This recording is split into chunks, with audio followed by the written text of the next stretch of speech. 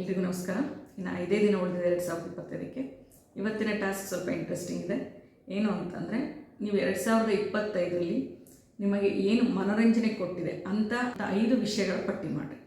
ಅದು ಯಾವುದಾದ್ರೂ ಆಗಿರ್ಬೋದು. ನಿಮಗೆ ಟಿ ವಿ ನೋಡೋದ್ರಿಂದ ಖುಷಿ ಸಿಕ್ಕಿತ್ತಾ ಅದನ್ನು ಬರೀರಿ, ಯೂಟ್ಯೂಬಲ್ಲಿ ಏನೋ ನೋಡೋದ್ರಿಂದ ಖುಷಿ ಸಿಕ್ತಾ ಅದನ್ನು ಬರೀರಿ, ಅಥವಾ ನೀವು ಒಳ್ಳೆ ಅಡುಗೆ ಮಾಡೋದ್ರಿಂದ ಖುಷಿ ಸಿಗ್ತಾ ಬರೀರಿ, ಯಾವುದೋ ಮೂವೀಸ್ ನೋಡ್ತಾ ಇದ್ರಾ ಅದರಿಂದ ನಿಮಗೆ ಭಾಳ ಸಂತೋಷ ಸಿಗ್ತಾ ಬರೀರಿ.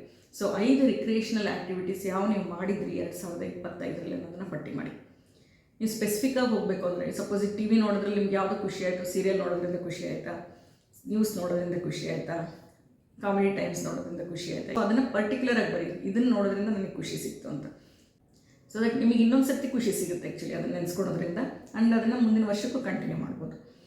ಸೊ ಯಾರ್ಯಾರೆಲ್ಲ ಈ ವಿಡಿಯೋ ನೋಡ್ತಿದ್ರೆ ದಯವಿಟ್ಟು ನಿಮ್ಮ ರಿಕ್ರಿಯೇಷನಲ್ ಆ್ಯಕ್ಟಿವಿಟೀಸ್ ಏನು ಅನ್ನೋದನ್ನು ಕಮೆಂಟ್ ಸೆಕ್ಷನಲ್ಲಿ ದಯವಿಟ್ಟು ಹಾಕಿ. ಸೊ ಬೇರೆಯವರು ಅದು ನಿಮ್ಮ ಕಮೆಂಟ್ಸ್ ಓದಿ ಅದನ್ನು ಫಾಲೋ ಮಾಡಿ ಅವರು ಖುಷಿಯಾಗಲಿಕ್ಕೆ ಸಹಾಯ ಆಗ್ಬೋದು. ಇದು ಇವತ್ತಿನ ಟಾಸ್ಕ್ 2025ಕ್ಕೆ ಸಂಬಂಧಪಟ್ಟಂತೆ. ಇನ್ನು 2026ಕ್ಕೆ ಏನು ಮಾಡಬೇಕು ಅಂತಂದರೆ, ನೀವು ಯಾವ 5 ಮನೋರಂಜನೆ ಆ್ಯಕ್ಟಿವಿಟೀಸ್ನ 2026ಕ್ಕೆ ಮಾಡಬೇಕಂತಿದ್ದೀರಾ ಅನ್ನೋದನ್ನು ಪಟ್ಟಿ ಮಾಡಿ.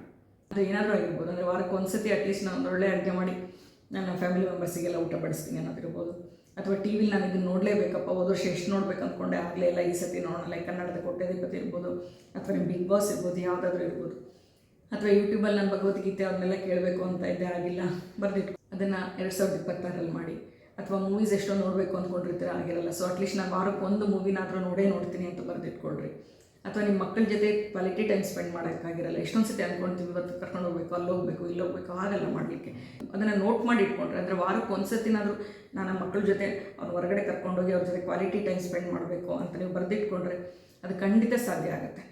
ಸೊ ನೀವು 5 ಮನೋರಂಜನೆ ನೀಡೋವಂಥ ಆ್ಯಕ್ಟಿವಿಟೀಸ್ನ ನೀವು ಮಾಡಬೇಕಂತಿದ್ರೆ 2026ರಲ್ಲಿ ಅದನ್ನು ಒಂದು ಬುಕ್ಕಲ್ಲಿ ಬರೆದಿಟ್ಕೊಳ್ಳಿ. ಸೊ ಇದು 2026 ರಿಲೇಟೆಡ್ ಟಾಸ್ಕ್. Thank you.